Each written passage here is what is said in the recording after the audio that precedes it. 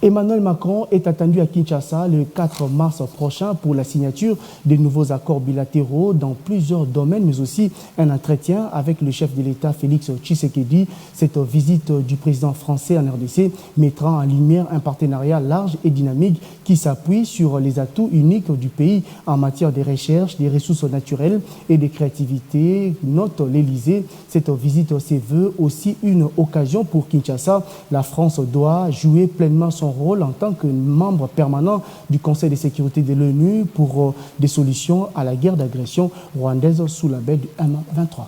D'un mot, nous pensons qu'il est essentiel que la France soit conforme à ses valeurs, les valeurs de la République qui ont fondé la Révolution française. Et dans le concept d'État de droit, projeté au niveau international, il y a des règles.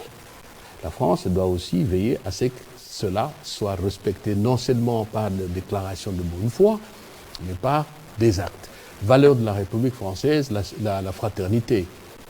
Au niveau international, j'appelle carrément à la solidarité.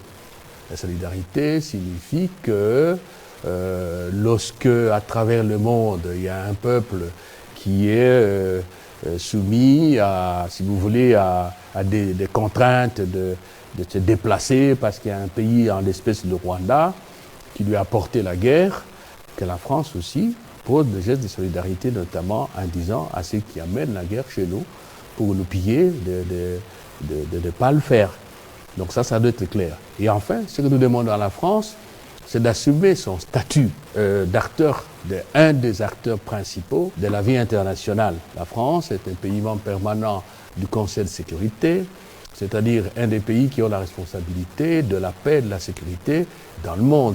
Statut international, la France aussi a de la coopération avec des pays, bien sûr pour ses intérêts, mais dans la perspective de gagnant-gagnant.